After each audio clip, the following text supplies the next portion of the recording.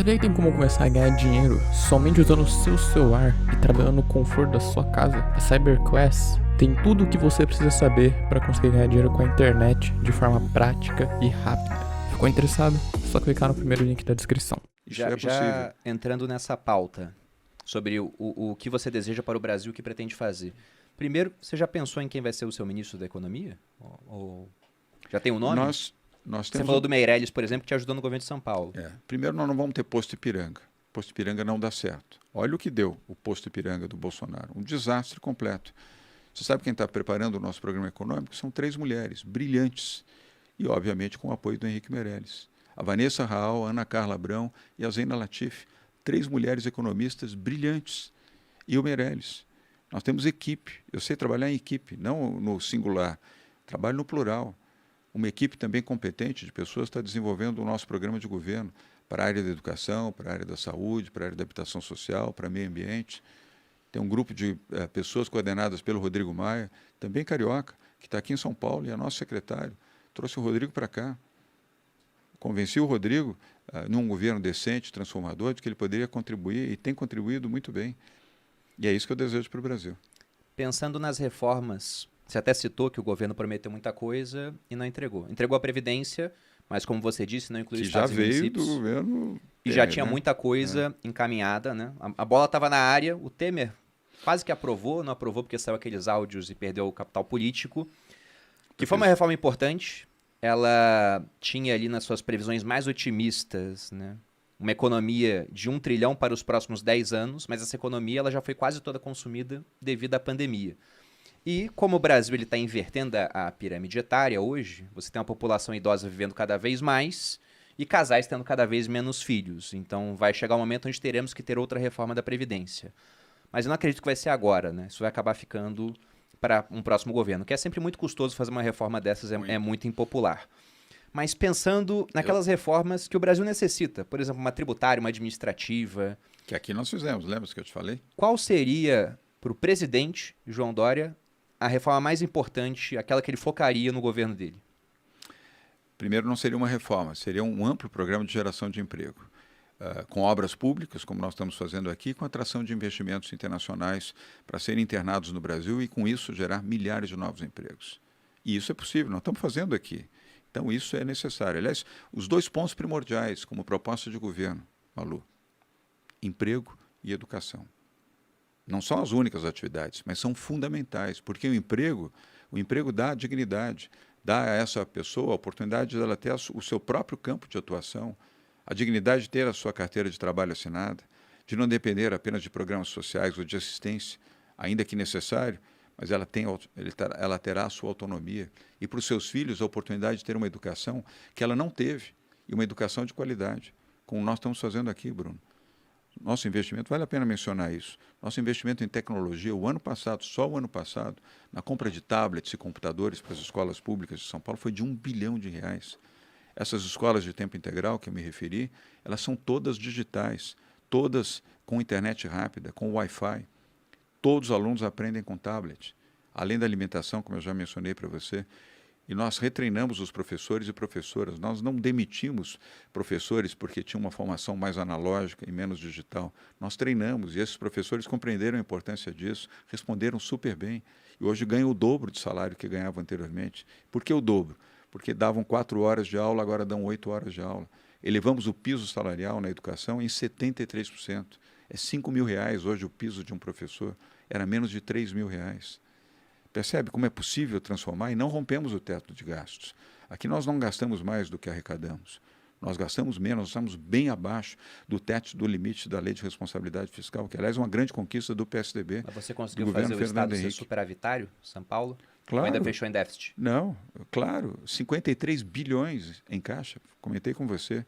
53 bilhões. E como é que nós conseguimos 53 bilhões? Reforma tributária, reforma fiscal, reforma administrativa e a reforma da Previdência, que foi a primeira que nós fizemos. Aí tivemos um superávit de caixa. Para onde vai esse dinheiro? Para a saúde, para a educação, para a habitação, proteção social, infraestrutura, proteção ambiental. Todos esses programas que nós estamos realizando exigem investimentos vultosos. Só no Rio Pinheiro são R$4 bilhões para despoluir o rio. R$4 bilhões. É muito dinheiro. Está dando certo, está dando resultado. Até o final desse ano o Rio vai estar limpo. Mas onde é que você arruma 4 bilhões? Onde você arruma 7 bilhões para os programas de educação, como nós investimos só no ano passado em São Paulo, dos quais 1 bilhão só na compra de equipamentos, com as reformas. Isso é o que eu chamo de liberalismo social. É você fazer o liberal, é ter um governo liberal, um governo... Sabe quantas vezes nós fomos à Bolsa de Valores? 13 vezes. O governo federal foi 3 vezes. Eu não quero ficar fazendo comparações aqui o tempo inteiro, mas nós fomos 13 vezes à Bolsa de Valores para desestatizar, fazer concessões e PPPs. A maior concessão rodoviária do país está aqui em São Paulo. Foi feita em maio de 2020. Maio de 2020 era o pico da primeira onda da Covid. E nós viabilizamos a concessão de uma rodovia chamada PIPA, Malu, Piracicaba Panorama. Ela corta de leste a oeste o estado de São Paulo, 1.372 quilômetros de asfalto. Investimento do fundo Blackstone, americano, e do Fundo Soberano de Singapura. 16 bilhões de reais. Pagaram 1 bilhão e 200 milhões de ágio. E por que eles conseguiram? E por que tomaram a decisão de fazer o investimento em plena pandemia no Brasil e em São Paulo? Porque aqui tem um governo confiável, porque aqui tem um grande mercado de consumo, porque São Paulo já tinha uma tradição de rodovias concessionadas e privatizadas e com administração privada, e porque fizemos uma boa modelagem. E deu certo, teve disputa, 4 grupos disputaram, um grupo ganhou e pagou 1 bi 200, que colocamos em caixa para políticas públicas, além dos 16 bilhões do investimento que estão fazendo nessa rodovia. E a primeira rodovia, Malu, carbono free, carbono zero do Brasil, é essa que está sendo feita, denominada PIPA, aqui na região noroeste do estado de São Paulo. Então isso e outros leilões, parques públicos, quase todos os parques públicos de São Paulo já estão hoje em mãos privadas. Eu fiz isso na prefeitura. Olha o Ibirapuera. Ibirapuera custava, naquela época, custava 14 milhões de reais por ano para a prefeitura de São Paulo. Hoje não custa nada. E eu não sei se vocês frequentam Ibirapuera, hoje é um parque muito melhor do que era administrado pela prefeitura e a administração privada. Você não paga um centavo para entrar no parque, para usar a estrutura do parque, e o parque está privatizado, funcionando bem, um orgulho de São Paulo. Liberalismo, e um liberalismo consciente e social no âmbito do atendimento das pessoas mais vulneráveis. Dentro desse teu programa de geração de emprego, então, você falou obras públicas, seria através dessa via de concessão? Ou não? Seria o Estado realmente atuando? Vamos fazer aqui uma estrada, o Estado, ou não? Faz uma concessão? Qual é a tua cabeça quanto a isso? Depende da circunstância. Concessões, privatizações e PPPs são ótimos caminhos. Esse é um caminho excelente. Aliás, por isso que nós fomos 13 vezes à Bolsa de Valores. Porque qualquer programa desse tipo você tem que colocar em leilão de bolsa. Porque essa é a forma. Primeiro é o que a lei determina, e essa é a melhor forma de fazer. E é o que nós fizemos.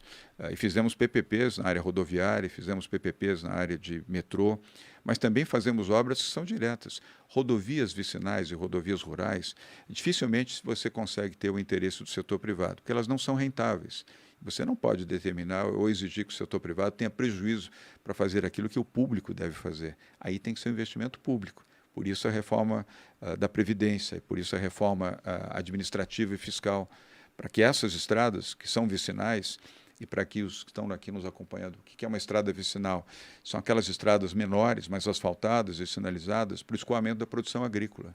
E é por ela que você faz o escoamento de toda a produção de grãos, a produção de açúcar, a produção de álcool, a produção da proteína animal, de verduras, de frutas. São Paulo, 22% da economia de São Paulo é o agro. Apesar de ser o estado mais industrializado do país, 22% da produção do estado é agrícola. As rodovias vicinais são fundamentais. As rodovias rurais também cumprem o mesmo papel.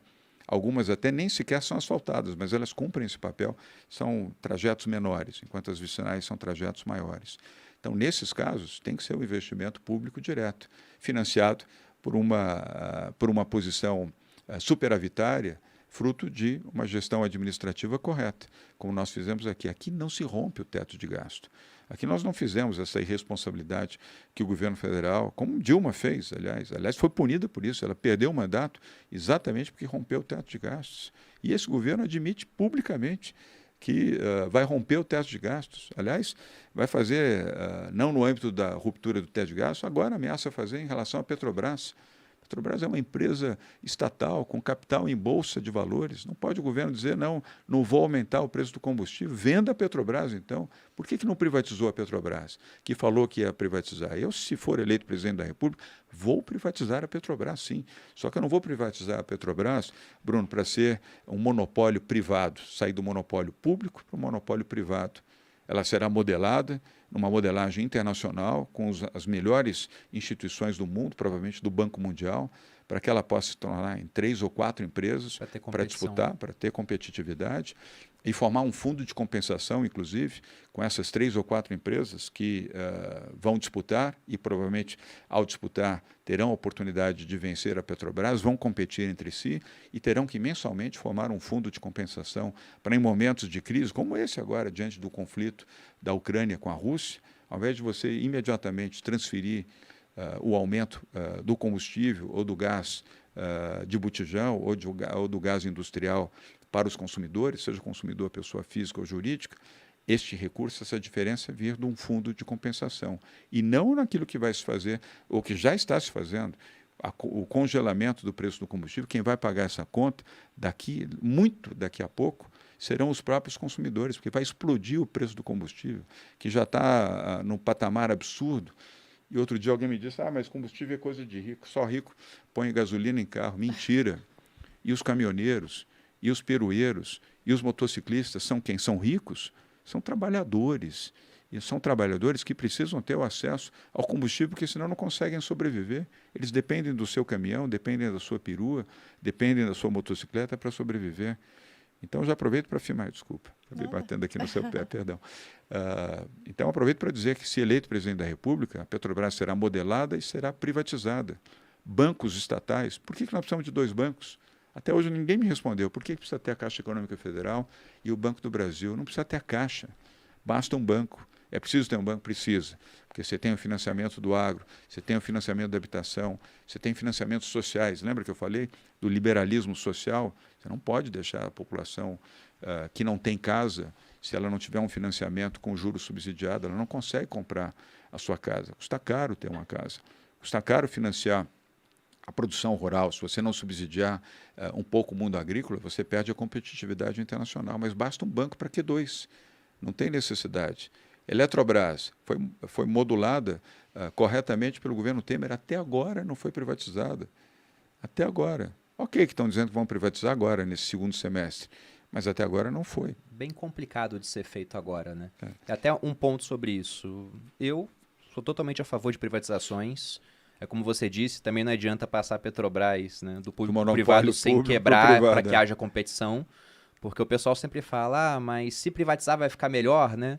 O preço não vai continuar aumentando. Tem que ter competição para que o preço possa baixar e também tem que ter controle de inflação, porque não adianta. O preço no Brasil ele sempre vai estar aumentando porque a inflação é muito alta. Mas você enxerga essa janela política para conseguir privatizar uma Petrobras? Porque hoje já se fala disso. Há alguns anos era crime falar de privatização da Petrobras. Ninguém tinha sequer coragem de falar. Era complicado. Nem de fazer. Eu lembro até que uma vez a gente estava no Rio, acho que era 2017. Tinha mudado para São Paulo há pouco tempo e voltamos para o Rio e tinha uma manifestação contra a privatização da Petrobras, que nunca ocorreu. Que era liderada pelo PT. Daí eu falei, meu Deus, isso é que nem fazer uma festa de estádio de criança e chamar um pedófilo para tomar conta do pessoal. Porque os caras tinham acabado com a empresa naquela época. Lembra da Vale? A privatização da Vale? Sim. Lá atrás, aquela fotografia histórica de um manifestante petista chutando um investidor internacional que estava chegando na Bolsa. Naquele momento foi a Bolsa do Rio de Janeiro. Hoje só temos uma bolsa aqui em São Paulo. Naquela época tínhamos 2 bolsas. O governo Fernando Henrique Cardoso. Aquela foto viralizou o mundo. Lembra-se? Um chute que um ativista deu no traseiro de um investidor internacional. E na mesma época... Muito Brasil essa foto, né? Total. E da Telebrás também, olha as acusações que fizeram ao Fernando Henrique, que ele estava entregando o patrimônio brasileiro. Não, tem cartaz da Telebrás que dizia, nunca mais teremos telefones. Eu estava tirando da mão do setor público, né? E olha hoje, tudo bem que é um setor ainda muito regulado, é um oligopólio, são poucas empresas, mas melhorou muito. Com esse pouquinho de competição que a gente tem. Agora ninguém mais tem telefone mesmo, linha telefônica em casa, agora Deus temos o livre. Celulares, né? Mas você lembra? O patrimônio se declarava no imposto de renda. Até hoje tem lá um telefone. É verdade. Você declarava, imagina, um negócio inimaginável. Você declarava no seu imposto de renda, eu tenho uma linha telefônica fixa custava uma fortuna para ter. Hoje a telefonia, aliás, perdemos até o tempo para ter o 5G, podíamos já ter o 5G aqui há mais de ano no Brasil, mas enfim, foi o Fernando Henrique Cardoso naquele momento que fez o enfrentamento. Esse cartaz que você falou é também algo muito emblemático, dizendo que estava acabando com as telecomunicações no Brasil, entregando a multinacionais e a competitividade. Lembra-se? Não vamos tirar o monopólio do público para colocar o monopólio no privado. E o que aconteceu?